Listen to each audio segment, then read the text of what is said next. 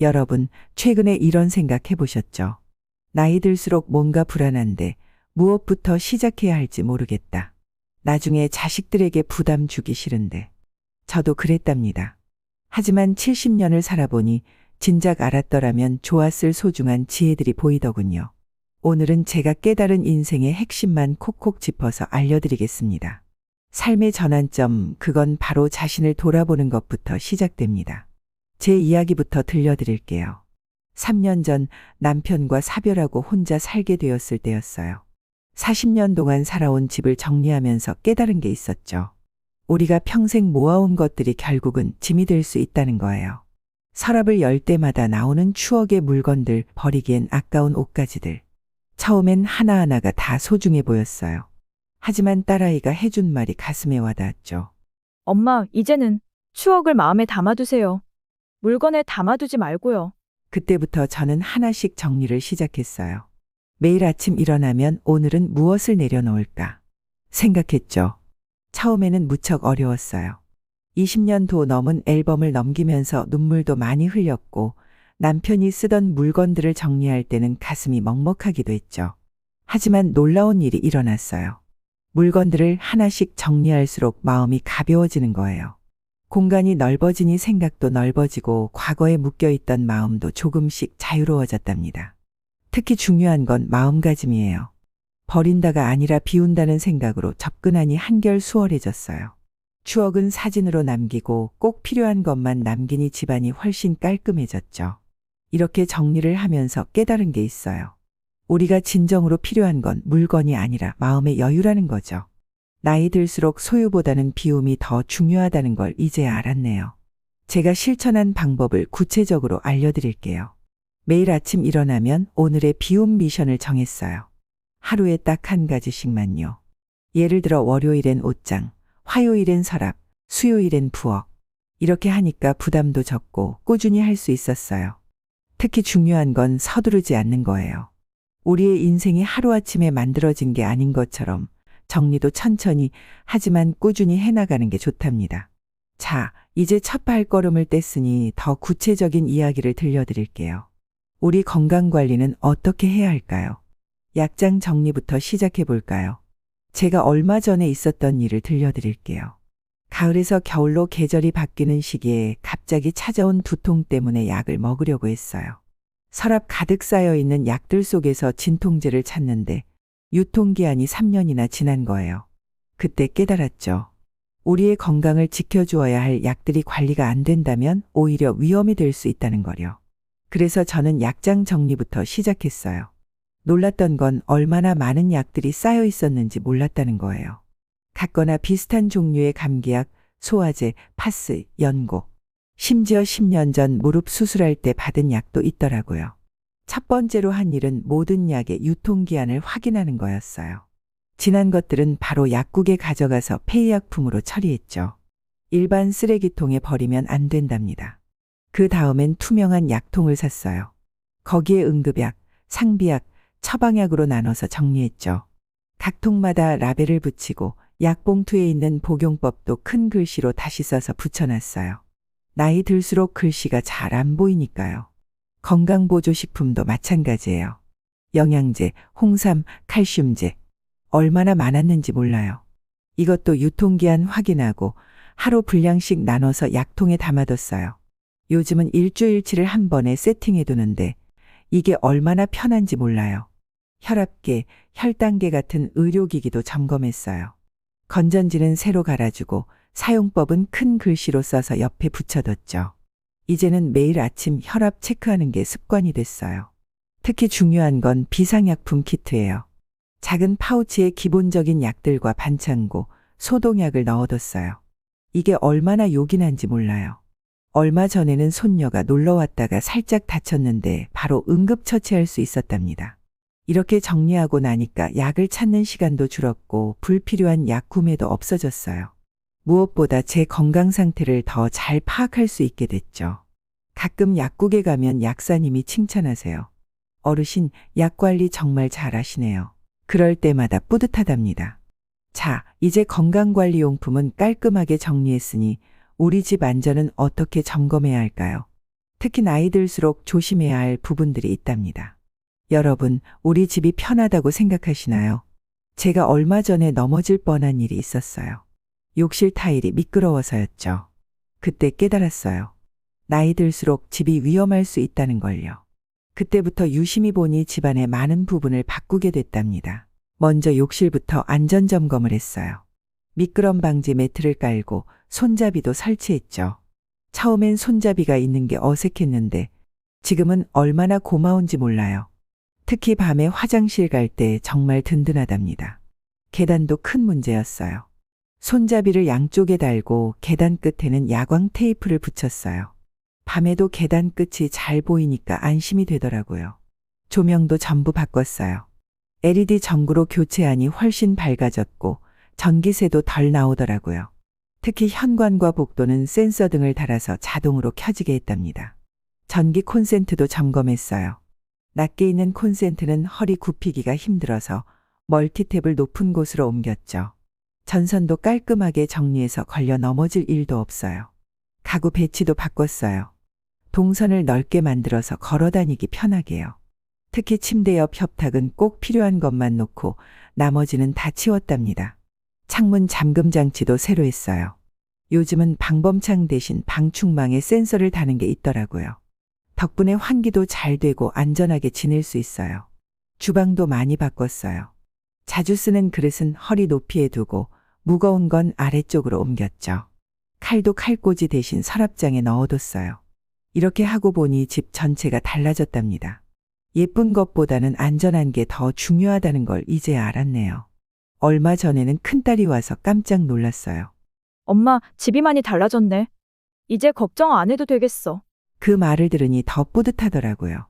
자, 이제 우리 집은 안전하게 정리했으니 다음은 어떤 걸 준비해야 할까요? 바로 우리의 소중한 재산을 정리하는 방법을 알려드릴게요. 돈 이야기가 껄끄러울 수도 있지만 우리 나이에는 꼭 짚고 넘어가야 할 부분이에요. 특히 재산 관리는 자식들을 위해서가 아니라 나의 남은 인생을 위해 꼭 필요한 일이죠. 올봄에 있었던 일을 들려드릴게요. 한 번은 은행에서 전화가 왔는데 10년 전에 든 적금이 만기됐다는 거예요. 깜짝 놀랐죠. 완전히 잊고 있었거든요. 그때 생각했어요. 이제는 금융자산을 제대로 정리해야겠다. 우선 통장부터 정리했어요. 오래된 통장이 무려 7개나 있더라고요. 거의 사용하지 않는 통장은 해지하고 주거래 통장 하나와 비상금 통장 하나만 남겼어요. 체크카드도 마찬가지로 정리했죠. 보험도 점검했어요. 남편이 들어둔 보험, 제가 들어둔 보험, 보험 설계사를 만나서 하나하나 꼼꼼히 살펴봤어요. 불필요한 보장은 줄이고 나이 들수록 위험한 암보험, 간병비보험과 실비보험은 더 강화했죠. 나이 들수록 의료비가 많이 들어가니까요. 은행에서 재무상담도 받았어요. 처음엔 창피했는데 상담사가 친절하게 설명해 주더라고요. 예금, 적금, 주식, 지금 나이에 맞는 투자 방법을 알려줬어요. 너무 위험한 투자는 피하고 안정적인 상품 위주로 구성했답니다. 연금도 꼼꼼히 따져봤어요. 국민연금, 개인연금, 매달 얼마나 받을 수 있는지 계산해보니 든든하더라고요. 부족한 부분은 저축으로 보완하기로 했죠. 특히 중요한 건 비상금이에요. 예기치 못한 지출을 위해 따로 마련해뒀어요. 급할 때 자녀들에게 손 벌리지 않아도 되니까 마음이 한결 편해요. 이런 금융정보는 한눈에 볼 수 있게 정리해뒀어요. 통장 비밀번호, 보험증권, 연금 내역 모두 파일로 만들어서 큰딸에게도 알려줬죠. 만약의 경우를 대비해서요. 얼마 전에는 동네 친구가 찾아와서 물어보더라고요. 어떻게 그렇게 체계적으로 관리하냐고요. 제가 알려준 대로 따라하더니 요즘은 더 행복해 보여요. 돈 관리 어렵지 않아요. 조금만 신경 쓰면 우리의 노후가 더 풍요로워질 수 있답니다. 자, 이제 재산 관리는 끝났어요. 하지만 우리 인생에는 돈만큼이나 중요한 게 있죠. 바로 중요한 서류들을 어떻게 관리할지 그 이야기를 해볼까요? 여러분, 서류 정리가 얼마나 중요한지 아세요? 제가 지난달에 겪은 일화를 들려드릴게요. 의사 선생님이 과거 진료 기록을 물어보시는데 서류를 찾느라 한참을 헤맸어요. 집에는 서류가 산더미처럼 쌓여 있는데 정작 필요한 건 찾을 수가 없더라고요. 그때 깨달았죠. 아, 이제는 서류도 스마트하게 정리해야겠구나. 처음에는 막막했어요. 스마트폰으로 사진 찍는 것도 서툴렀거든요. 그래서 손녀에게 도움을 청했죠. 주말마다 와서 하나씩 가르쳐 줬어요. 먼저 중요한 서류들을 분류했어요. 의료기록, 보험증서, 집문서, 연금 관련 서류. 요즘은 스마트폰으로 찍어두면 어디서든 볼 수 있더라고요. 손녀가 클라우드라는 걸 알려줬는데 하늘의 서류를 보관하는 것처럼 신기했어요. 특히 병원 진료 기록은 꼼꼼히 저장했어요. 약 처방 전 검사 결과지, 영수증까지요. 요즘은 의사 선생님께 보여드릴 때도 스마트폰으로 척척 보여드린답니다. 주민등록증, 운전면허증 같은 신분증도 스캔해뒀어요. 만약 잃어버려도 바로 재발급 받을 수 있게요. 연락처도 스마트폰에 저장했어요. 비상연락망, 병원번호, 가까운 약국. 이제는 수첩 뒤적일 필요가 없죠. 제일 유용한 건 카메라 기능이에요. 냉장고에 있는 약 설명서, 가전제품 사용 설명서도 찍어뒀어요. 글씨가 작아서 안 보일 때는 화면을 확대해서 보면 되니까 참 편리하답니다. 물론 원본 서류도 소중히 보관하고 있어요. 하지만 이제는 급하게 찾아볼 일이 없으니 마음이 한결 편해요. 게다가 집안 공간도 넓어졌죠. 얼마 전에는 동네 친구들한테도 알려줬어요. 다들 처음에는 어려워했지만 지금은 저보다 더 잘하는 것 같아요. 특히 병원 다닐 때 서류 찾느라 고생하시는 분들께 꼭 추천하고 싶은 방법이에요. 이렇게 서류 정리하고 나니 이제는 제 인생의 소중한 기록들이 깔끔하게 정리된 것 같아 뿌듯해요. 자, 이제 서류는 잘 정리했으니 우리 마음도 정리할 때가 되었어요. 다음은 제일 중요한 인간관계 정리에 대해 이야기해 볼까요? 여러분, 물건 정리도 중요하지만 마음의 정리는 더 중요하죠. 제가 지난 설날에 경험한 이야기를 들려드릴게요. 40년 지기 친구와 서운한 일이 있었어요. 예전 같았으면 속상해서 며칠 밤잠을 설쳤을 텐데 이번엔 달랐어요. 바로 전화를 걸어서 솔직하게 이야기를 나눴죠. 오랜 친구인데 서운한 게 있으면 바로바로 이야기하자. 그러니까 오해도 풀리고 관계는 더 돈독해졌어요. 나이 들수록 인간관계도 정리가 필요해요. 예전에는 모임만 많고 진정한 대화는 없었는데 이제는 달라요. 정말 마음이 통하는 사람들과만 깊이 있게 만나고 있어요. 특히 자녀들과의 관계는 더 신경 쓰고 있어요. 매주 일요일이면 영상통화를 해요. 처음엔 어색했지만 이제는 손주들 얼굴도 보고 일상을 나누는 게 일주일 중 가장 행복한 시간이 됐죠. SNS도 시작했어요. 손녀가 알려준 대로 카카오톡 프로필도 예쁘게 꾸미고 가끔 사진도 올려요. 요즘은 옛 친구들과도 자주 연락하게 되었어요. 멀리 있어도 마음은 더 가까워진 것 같아요. 하지만 가장 중요한 건 스스로와의 관계예요. 매일 아침 거울을 보며 오늘도 행복하자고 이야기해요. 혼자 있는 시간도 더 이상 외롭지 않아요. 오히려 나를 돌아보고 생각을 정리하는 소중한 시간이 되었죠. 동네 복지관에서 하는 모임에도 나가요. 비슷한 또래들과 이야기를 나누다 보면 서로의 고민도 나누고 위로도 받게 되더라고요. 혼자가 아니라는 걸 느낄 때마다 힘이 나요. 얼마 전에는 오래된 갈등도 해결했어요. 몇 년 동안 말도 안 하고 지낸 동생과 화해를 했죠. 이제 와서 보니 자존심 때문에 소중한 시간을 낭비했다는 생각이 들어요. 인연이란 게 참 묘해요. 나이 들수록 진정한 관계의 소중함을 더 깊이 느끼게 되네요. 자, 이제 마음의 정리도 끝났으니 우리의 즐거움도 챙겨볼까요? 다음은 행복한 노후를 위한 취미생활에 대해 이야기해 볼게요. 여러분, 취미생활이 있으신가요? 저는 3년 전까지만 해도 TV 보는 게 유일한 취미였어요. 그러다 우연히 들른 복지관에서 큰 변화가 찾아왔죠. 화요일마다 하는 수채화 교실에 참여하게 됐어요. 처음에는 손이 떨려서 붓도 제대로 못 잡았는데 이제는 제법 그럴듯한 그림도 그리게 됐어요.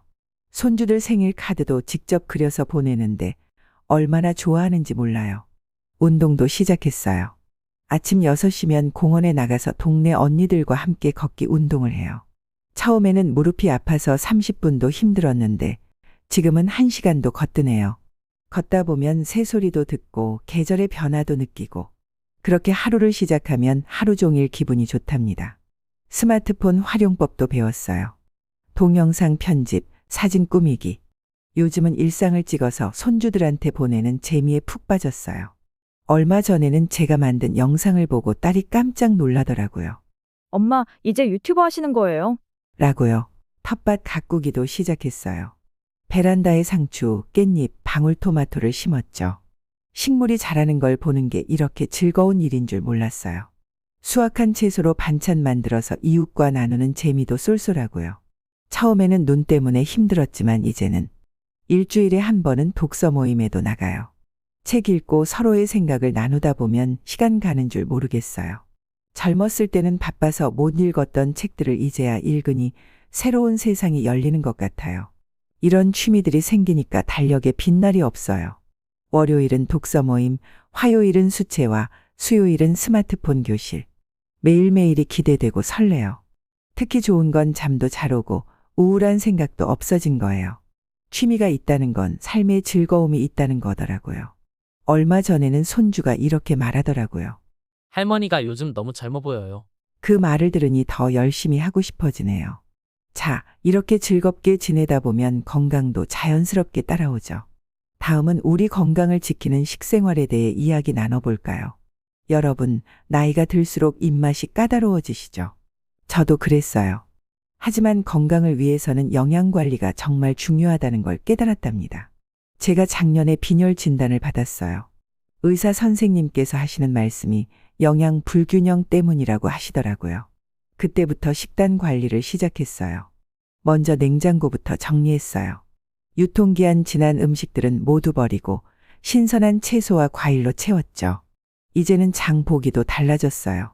일주일치 식단을 미리 계획하고 필요한 재료만 구입해요. 낭비도 없고 건강한 식사도 할 수 있게 됐죠. 혼자 살다 보니 밥 해먹기가 귀찮았는데 이제는 달라요. 아침에 일어나면 제일 먼저 현미밥을 해요. 반찬도 한 번에 많이 해서 소분해 냉동실에 보관하고요. 덕분에 맵기 따뜻한 밥과 반찬을 먹을 수 있게 됐어요. 특히 단백질 섭취를 신경 써요. 달걀, 두부, 생선. 매일 조금씩이라도 꼭 먹으려고 해요. 칼슘을 위해서 우유도 매일 한 잔씩 마시고요. 식사 시간도 규칙적으로 지켜요. 아침 8시, 점심 12시, 저녁 6시. 딱딱 맞추진 못해도 비슷한 시간에 먹으려고 노력해요. 야식은 완전히 끊었고요. 물도 중요하죠. 예전에는 목마를 때만 마셨는데 이제는 시간마다 한 잔씩 마셔요. 큰 물병에 눈금을 그려놓고 하루 8잔은 꼭 마시려고 해요. 혼자 먹는 게 싫을 때는 동네 경로당에 가요. 다 같이 밥 먹으면서 이야기 나누다 보면 입맛도 돌고 외로움도 달래지더라고요. 이렇게 식사 관리를 하니까 몸이 달라졌어요. 피로감도 줄어들고 면역력도 좋아진 것 같아요. 무엇보다 기분이 좋아졌어요. 의사 선생님께서 그러시더라고요. 약보다 밥이 더 중요하다. 고요. 이제야 그 말씀의 의미를 진정으로 이해하게 됐어요. 자, 이제 건강한 식습관도 만들었으니 우리의 미래 건강은 어떻게 준비해야 할까요? 다음은 의료 계획에 대해 이야기 나눠볼게요. 여러분, 갑자기 아프면 어떻게 하실 건가요? 제가 지난해 겨울 독감으로 고생했을 때의 이야기를 들려드릴게요. 혼자 살다 보니 갑자기 열이 심하게 났을 때 정말 난감했어요. 그때 깨달았죠. 건강할 때 미리미리 준비해야 한다는 걸요. 우선 주치의부터 정했어요. 집에서 가까운 동네 의원 원장님께 제 건강 상태를 꾸준히 체크받고 있어요. 혈압, 당뇨, 골다공증, 정기검진도 빼먹지 않고요. 의사 선생님께서 제 병력을 다 알고 계시니 안심이 되더라고요. 응급 상황 대비도 했어요. 냉장고에 응급 연락망을 붙여뒀어요. 주치의 번호, 자녀들 연락처, 가까운 병원 응급실 번호까지. 심지어 구급차 부를 때 알려줘야 할 우리 집 주소도 크게 적어뒀답니다. 보험 내용도 다시 한번 꼼꼼히 살펴봤어요. 실비보험이 있어서 다행이더라고요. 요즘은 큰 병원 가면 검사비가 만만치 않잖아요. 의료 위임장도 써뒀어요. 만약 제가 의식이 없거나 판단력이 떨어질 때 누가 의료 결정을 해줄지 미리 정해둔 거예요. 큰딸에게 맡겼는데 이런 이야기를 나누면서 서로를 더 이해하게 됐어요. 약국과도 친해졌어요. 단골 약사님께서 제 복용약을 다 알고 계셔서 새로운 약을 처방받으면 기존 약과 충돌이 없는지 체크해 주세요. 운동도 의사 선생님과 상담 후 시작했어요. 제 나이, 체력에 맞는 운동을 추천해 주셨거든요. 덕분에 무리하지 않고 꾸준히 할 수 있게 됐죠. 특히 중요한 건 병원비 준비예요. 매달 조금씩 의료비 통장에 모아두고 있어요. 갑자기 큰 병원비가 나와도 자녀들한테 손 안 벌려도 되니까 마음이 편해요. 얼마 전에는 동네 친구가 쓰러져서 병원에 실려갔는데 보호자가 없어서 한참을 기다렸대요. 그 일을 보면서 더욱 철저히 준비해야겠다고 다짐했어요. 자, 이제 마지막으로 가장 중요한 이야기를 나눠볼까요? 우리의 새로운 시작을 위해 꼭 필요한 것들이 있답니다. 여러분, 지금까지 함께 이야기한 9가지 준비가 끝났어요. 마지막으로 가장 중요한 이야기를 나누고 싶어요. 딸아이가 얼마 전에 이런 말을 하더라고요. 엄마, 요즘 정말 행복해 보여요. 그 말을 들으니 남편을 떠나보내고 겪은 지난 1년간의 변화가 스쳐 지나갔어요. 물건 정리부터 시작해서 건강관리, 재정관리, 인간관계까지 하나하나 정리하고 준비하면서 제 삶이 달라졌어요. 과거에 묶여있던 제가 이제는 미래를 바라보며 현재에 살게 됐죠. 가장 큰 변화는 마음가짐이에요. 예전에는 나이 들어서 라는 말을 입에 달고 살았는데 이제는 새로운 시작이라고 생각해요. 나이는 숫자일 뿐 마음만 젊으면 된다는 걸 깨달았어요. 매일 아침 거울을 보며 다짐해요. 오늘도 새로운 하루다. 무엇을 배울까? 누구를 만날까? 이런 기대감으로 하루를 시작하면 날마다가 젊은 시절에 나 같아요. 이제는 혼자 있는 시간도 외롭지 않아요. 오히려 나를 돌아보고 생각을 정리하는 소중한 시간이 됐죠. 책도 읽고 그림도 그리고 일기도 쓰면서 하루하루를 의미 있게 보내고 있어요. 무엇보다 중요한 건 감사하는 마음이에요. 아침에 눈을 뜨면 오늘도 건강하게 일어날 수 있어서 감사합니다. 라고 말해요. 저녁에 잠들기 전에는 하루 동안 있었던 작은 행복들을 떠올려 보고요. 얼마 전에는 손주들이 놀러 왔는데 할머니 집에 오는 게 즐겁대요. 할머니가 달라졌어요. 이제 우리랑 더 잘 놀아주시고 항상 웃으세요. 그 말을 들으니 더 행복해지더라고요. 여러분, 우리의 인생은 아직 끝나지 않았어요. 오히려 지금이 새로운 시작이에요. 지금까지 제가 나눈 이야기들이 여러분의 새로운 시작에 작은 도움이 되었길 바랍니다. 마지막으로 한 가지만 더 말씀드릴게요. 변화는 결코 늦지 않았어요. 지금 이 순간부터 시작하세요. 여러분의 새로운 인생을 응원하겠습니다. 오늘 영상이 도움이 되셨다면 구독과 좋아요 부탁드립니다. 다음에 더 좋은 내용으로 찾아뵙겠습니다. 감사합니다.